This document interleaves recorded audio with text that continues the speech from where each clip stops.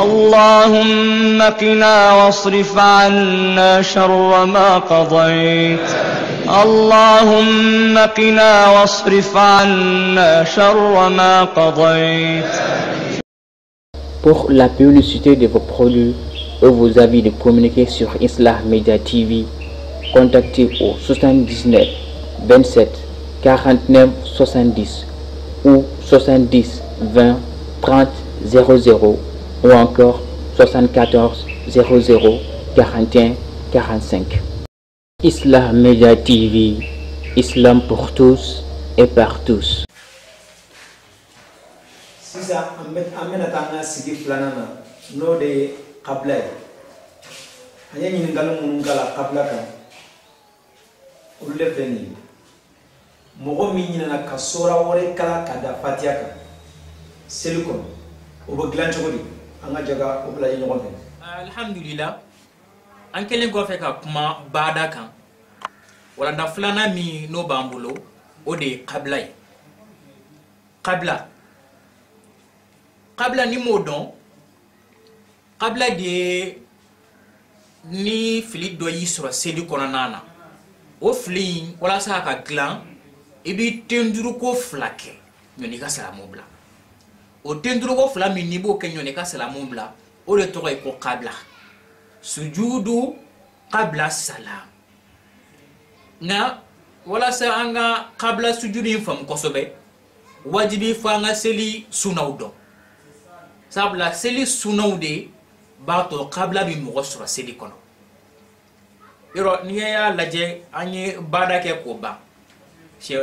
wala na folola o bada ngono an ka be mo sura ni farda ma foni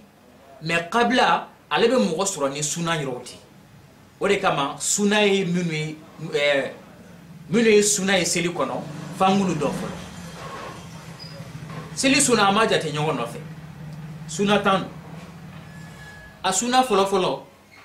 ibe suran kalane mi ke ka da fatiya kan seli jogo folo men jogo flana na iro ni bismillah kalola ka ba ibe suran wara kalan ka da ka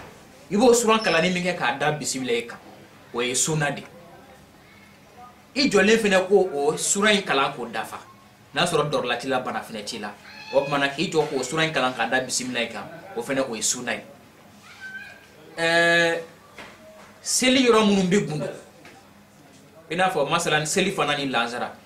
cewo muso naba a seli abe gunu de ikanti korota nai iba kalan ki manga jigne mo kana me aba fo mo ko gudoli ibo gunu ni minge o fena ko isunai seli yoro munum fene kanga bangi ina fo somara fe seli jogo fla fitiri jogo folo fla ani safo jogo folo fla ani juma jogo fla ulu mini kalani me ke ka bangi cew fe nu bisella muso ta bangi muso ka seli bebi gundo cew be yoro mun bangi ulu jatele ne fle yeni o yoro nu fene bangi ni fene o kedi ko sunadi ni e kumere bla e wuli to ki jo ba fo sami Allahu liman hamdahu wa sami Allahu liman hamdahu foli o sunadi ibe joli mi ga joli ye farda do kote me sami Allahu liman hamdahu ira foli o foli ni sunai Allah akbaru feum fami silicon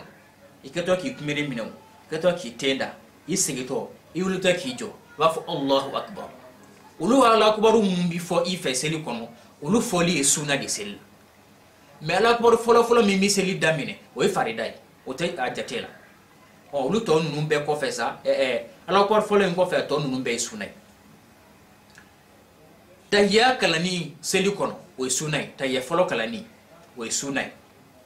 sili munga ta jogo fly tayya flana fene kalani o sunai sigili mi meke ka tayya folo ni flana fene kala ulu fene be suna uti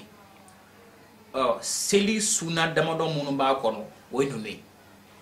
ne nun dona khaba qabla afamu mi nuway makosobe wala dunu famne ko fe amena do qabla rabi mo gosro tuti ni qabla yisore ba glanto wodi hakilina jigina ango qabla be mo gosro ni suna irodi suna ambola ko jati amina misali damado ji misali munani yana olu suna ko ibudu glanto go mena ama damne ni sura mi me kalanka da bismillah ka niti lama ale nana aya ka kibaru fili ka seli damine aya bismillah kala fo ka tabla wala doli nano jogo folo la walma jogo flana ululai kan asuran kalan ka daka mais ale bismillah kala o dola kelen na doron atara kumere mine ka sura ma suran wore kalan ka da bismillah ka ola ale kelen gi kumere mine sisan hakli nana ne kunganga suran do kalan ka danga bismillah ka mais ne ina noko wala be fanyana ko kumere mine na kano to ene abi continue kumere mine ni fe parce que kumere mine le faridai ale nyina na sura min ko ka da fatiha ka o kala ni sunai wala farda ti bla kana suna no fe abi continue seli fati wala be fanyana ko do bora ka sella parce que letna sayinga na sura wale kana da fatiha ka o dum bora le ka sella pe ala seli kara bismillah do kala ni ba be continue te fuka ta se seli ren labama seli laban yoro na sigida kana ka tayyakala nin ko fe ka banka ala mo soli daka ro ala mo soli kala ni ko fe sa ibina salamun bla ba be fale na kana salamun bla folo de fili do yi sore ka seli kono do borala wala se o ka glan ibi tenturu chien fla folo ni tenturu chien fla kuma mina ibi sore ki ka salamun bla o tenturu fla mi mi ke ka sore ka salamun bla de o tenturu fla ne bi wele ko qabla alega seli bi glane sami qablai wala tayakala nin ko fe ka ba nyona ka salamu bla ba tenduru chefla tenduru mi ke tahiyya ani salamu ni nyomache wala alega seli bi glan o to koyina اللهم اهدنا فيمن هديت وبارك لنا فيما أعطيت وقنا واصرف عنا شر ما قضيت اللهم قنا واصرف عنا شر ما قضيت اللهم قنا واصرف عنا شر ما قضيت. Pour la publicité de vos produits et vos avis de communiquer sur Islah Media TV, contactez au 79 27 49 70 ou 70 20 30 00 ou encore 74 00 41 45. Islah Media TV, Islam pour tous et par tous. iwulla kabo ruku minena kumre mine inyana kafo sami Allahu liman hamida ubo glanti wori selko anga jogo fala yobe mugo mi fene aleka sella ay kumre mine le ko fe a wuli tola ka jo sami Allahu liman hamdahu mi fayno ale nyina no foliko walma amani nere koy ay feno foyno miti sami Allahu liman hamdahu yire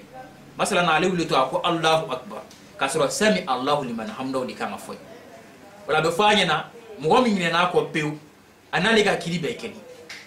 parce que amugo be roj manan yoro la o de sami Allahu liman hamdahu foli Allahu akbar siga placita subhanallahi ta placita kuma mana fo siga placita ali sunay o ni fili mana mugo mi so abe fati la manyana aga seli ko no sura yinena sami Allahu liman hamdahu kelindrone ko aga sel la bashital kabla taka bada taka alega seli kan no asro dun ayinena sami Allahu liman hamdahu flade ko aga seli kilen ko abu fayna fina ko alsa ko bashital glani to la ka seli kan o neninen dunye sababo dun alega seli kilen ko ayinena sami Allahu liman hamdahu sababeko aba fara sa o kon sizango ni iga selila wala sa ka glan yoni ka salamu bla rahmanir rahim alhamdulillahi rabbil alamin ayinena sami Allahu liman hamdahu sababeko ka seli kilen kono wala bi fanya na sango nyoni ka salamu bla ibina ibi tenturu chien fla folo nyoni ka salamu bla tayakala ne ko fe ibi tenturu chien fla kadaka ie fen do boy ka selila samiro liman hamdo kirindron parce que ali ga fege suna di do me suna fege manindo a kirindron se ga kabla se mugoma a flati kabla se mugoma menay sababu dron ibe kabla ke qabla de ni tayya kalan ka ba bi tenduru shem la katro salamu bla aliga sel bi glanti mais anet mo ka kiri kele mo go mi fina yina na Allahu akbar sabako sel kilina yina na Allahu akbar kelingo ikmirem na to yimo Allahu akbar fo o te kele itenda to la yina no fena ko ko Allahu akbar sabab be boy ka sel la yina na minu ko sel kilina abe kara jogo kelinu ko no o me ay sabade bo ye do yina na doko jogo folola ka yina doko jogo sabanana ka yina doko jogo nanana akoni mana sabako no bo sel kilin ko no Allahu akbar yina ta mana sababo sel kilin ko no no ni kasala mumbla ta yakala ne nkofe ibi tenturu shenfla ka tora ki sigi ka ta yakala ando fo mo ko qabla اللهم اهدنا فيمن هديت وبارك لنا فيما أعطيت وقنا واصرف عنا شر ما قضيت اللهم قنا واصرف عنا شر ما قضيت اللهم قنا واصرف عنا شر ما قضيت. Pour la publicité de vos produits et vos avis de communiquer sur Islah Media TV, contactez au 79 27 49 70 ou 70 20 30 00 ou encore 74 00 41 45. Islah Media TV, Islam pour tous et par tous. Misala san mogomi seli mun be da keneka no de safo ya ni fitri ani fajiri no e somana seli ulu be kalanga da keneka mami yolu o kalanga ka ke gundo e o go kila to seli kono anga jogla ni ngoto mogomi fene be ka seli kono irango ka I kan boni seli kalani wo me ki kan do ni seli kalani yorola yoro mun doni no abe fol mo fana ko le sunawi na mugo min be ale kanga kan la boni minu kalani jogo munu kanani ale nyina na aya kan dogo ni oyi me o che ka babu musuka seli babidu misali la mugo min be ga so mara fe seli ke so mara fe seli jogo fla be manga mi bo chew fe me ale hakli maye ale bala ko kalani ndogo di abiga kala kono ina fo seli fanan lazara bi ke to mina ola le ti la ma na hakli ya ka fo a nega seli kunganga kalanka magane bo ale hakli yoye kasura makumere mine folo ola bi fanya na ni hakli ya ka sura makumere mine ibi segi ka kalanka mangana bo yemi kalanko mangando ibo jate toyi ite baraka no tuguni ibi segi ka saka mangane labo ibi ga bismillah kalanka mangana bo ka sura wore kalanka danga ka mangana bo fen ola bi sura ki kumere mine ka wuli ki do ka continue ga seli fuka ta salamu bladima menina ayine na suna do de ko ya no meninga problème ke jumay ale ka nyine li suna yin ko na ilma ka ke bada de alebu parce que ale hakli ya nyona ka kumere kumene wala ale bina siga ka tunu ka mangana bo kala ni mi ke chien fly o tienu kay I mangan do ni suna yi wala ki mangana bona o sunai me yano abike bada jumana di avec bada di kada kay kala ni ke chien fly ay kelen kala ko mangando ka sura mangando hakli ya yek mamina ka sura ma kumere mine do abi siga kan ka mangana bo wala kana ni mi ke chien fly le bada di ke mo me faga bada nyedon antumana wala ndamina noyi bada yi ni wala je bina ali jate so wala ko so mais doron kuma la surana o tendru fla de salamu ko fe kata yakura kala salamu kurabla mais dun no sura hakli ya kelen ko fe ka kumere ni mine ko ale ya kalanga dogo kasura nganga kalanga mangani labo hakli ya sura kumere mine kama kumere do milale faridai ale ina na mingo o isunai ula amanga fio ka kumere blaka sengana ka ba kalanga mangana bo ay boti dagai abi seli continuity ula le ga sele bi sisa mi kunganga kalanga mangana bo o karana ko mangana dogo o bina fo yido de bo sella o kama ale ga sella baniro la naita yakala nyonaka salamu bla aba tinturu chien fla folo kasroka salamu bla we qablai ale ga sel biglanti. اللهم اهدنا فيمن هديت وبارك لنا فيما أعطيت وقنا واصرف عنا شر ما قضيت اللهم قنا واصرف عنا شر ما قضيت اللهم قنا واصرف عنا شر ما قضيت. Pour la publicité de vos produits et vos avis de communiquer sur Islah Media TV, contactez au 79 27 49 70 ou 70 20 30 00 ou encore 74 00 41 45. Islah Media TV, Islam pour tous et par tous. Inyana katahere kala selukono ubaglan chodi anga jogola nyofe oh niti la mogodum alega misali jumay ale jogo fla seli duna jogo fla wo jogo fla ibi sigi bita yakala me ale jogo fla ke jogo fla nana anana tinturu ko labane kunu ko fe akunganga wuli ki sigi ta yakala me ale hakli moyi aya tinturu jogo fla nana dron a willa ka jo sabana na kasura mata yakala oti la mo ga be fo na jole na hakli yayi ko afle joli me na joli nye faridai wala manga fio kaka segin kana ka fo ka be na ta yakala atiri segin kana abi continuer seli fe abi na fa le ga seli kara sisan ta yama kalanjo ko flanana me abi continuer fo ka ta se seli laban roma seli laban ro la nyona ka salamu bla ta yakala nen ko fe aba tentru chien fla no e qablay kasura sisan ga salamu bla walma ale takira kuma mina na le nyina na ta yakala nen ko jogo flanana a willen ki joka ba dona ale nyina ni aklara tulu ga segin kan esiki tuko nyine mbolo ma na isigi kasura kuma ngana sigi wala be fana sa ko mi isigi la ka ba e ga ta yakala abaka ta yakala san ko dafa kasura ka wuli jogo sabana na saka ga sen dafa na klala nyana aleti qabla ke ani abi bara deke parce que muna a willa ka jo a joli hakli nanayi aklala ki isigi tukuni wala wuli ka sigi minge o farala ka selika wala le ka seli bi glani bara de fenen yoro na ya tieno ta yakala ni ta sunaye me ale flaga minke sisa tati boli nyinene ka ta yakala nina parce que asigina kana tukuni ka ta yakala wa ay wuli ka jo mununke ulle be farala ka selika kama be bara ke. اللهم اهدنا فيمن هديت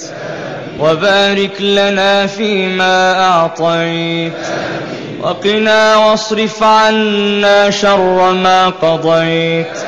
اللهم قنا واصرف عنا شر ما قضيت اللهم قنا واصرف عنا شر ما قضيت.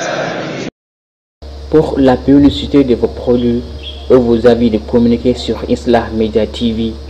contactez au 79 27 49 70 ou 70 20 30 00 ou encore 74 00 41 45. Islah Media TV, Islam pour tous et par tous. Si ça a sida placera a Kunjeroma, Malawa Mubeka Mobolo, en bas paya pour Jamama. Ola kuma la sudana ni fene misal damado ye qabla kan qabla be mo so ni siramuni be qabla yakil la dron qabla fene wala se ka fa mun kanya figa seli suna udon seli suna ye tan anyi munu jati yi ulu dola kele ni yina no ko seli la ite senga na no fe kaba parce que imana yina aleko fe vitamina o be ke faridadi faridadun tibla ke bina suna no fe oni continue lati ina na ale mu kabna fa ale bori ga sella donc mok mani do bora sella do bona sella be glani qabla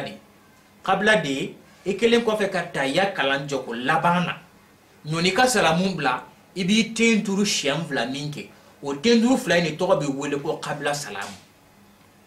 op mana da ko yeda madola kadra la dro seli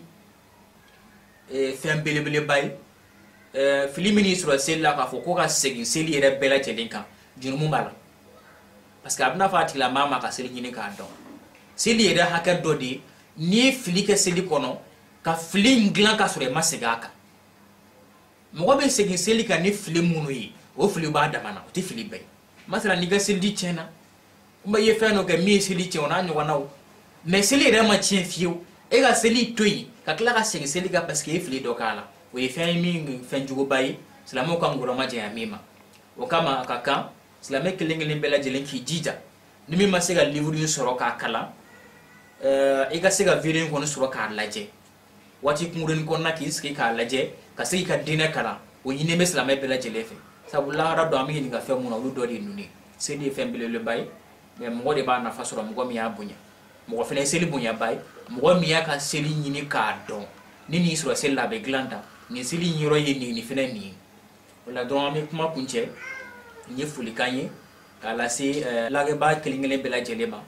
mo yi akatan ka o consacrer ni lagelila wala sa psiki ka kabla ni bada don yala batku do deke wala ama fe dron yiga sigin kondana alaka ani sara al kabla ni bada alaka doni da anima alaka nga selu gla anyi sabla selimine ni mi jogo de bo jogo yala mo ni jogo bila Allah subhanahu wa ta'ala kuti inna salata tanha anil fahsha'i wal munkar ko seli yere glani kanya abeke sabu ka seli ke ba jogo nya ka bo fen jogo mai ale minum be ne jogo mate me akeli che mai ko sobe ni ga seli nya na abeke sabu ki bo wala nunum bela jedera wala sa ka ke fa nga seli bonya ka bonya sege ama ya rabbi ala kan seli mo ke baye nono ko che ama fodron rabbana atina fid dunya hasanatan wa fil akhirati hasanatan wa qina azabannar rabbana la tuzigh qulubana ba'da idh hadaytana wa hab lana min ladunka rahmatan innaka antal wahhab inna allaha wa malaikatahu yusalluna 'alan nabiyyi ya ayyuhalladhina amanu sallu 'alaihi wa sallimu taslima allahumma salli wa sallim wa barik 'ala muhammadin wa ali muhammad كما صليت وسلمت وباركت على إبراهيم وعلى إبراهيم في العالمين إنك حميد مجيد وآخر دعوانا أن الحمد لله رب العالمين والسلام عليكم ورحمة الله تعالى وبركاته. أنا سيدا سيرا كنجي روما مو من يالاجي كابينا ناي ميسون دامنا فودا بلا لابا رولا أنا فولي بكتا وبلا جيلما أكمل سيدا ورما. اللهم اهدنا فيمن هديت وبارك لنا فيما أعطيت وقنا واصرف عنا شر ما قضيت اللهم قنا واصرف عنا شر ما قضيت اللهم قنا واصرف عنا شر ما قضيت. Pour la publicité de vos produits et vos avis de communiquer sur Islah Media TV, contactez au 79 27 49 70 ou 70 20 30 00 ou encore 74 00 41 45. Islah Media TV, Islam pour tous et par tous. سبحان ربي العظيم وبحمده سبحان ربي العظيم وبحمده سبحان ربي العظيم وبحمده. سمع الله لمن حمده ربنا ولك الحمد حمدا كثيرا طيبا مباركا فيه سبحان ربي الأعلى وبحمده سبحان ربي الأعلى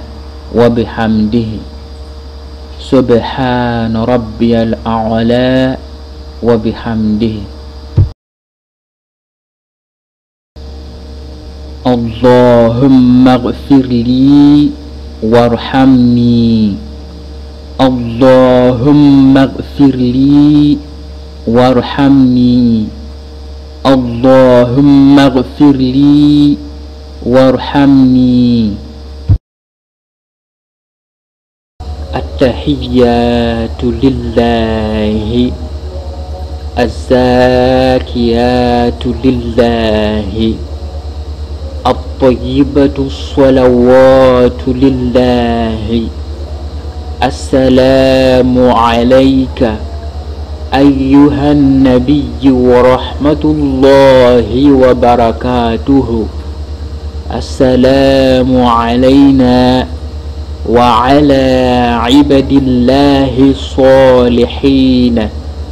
أشهد أن لا إله إلا الله وحده لا شريك له وأشهد أن محمدا عبده ورسوله.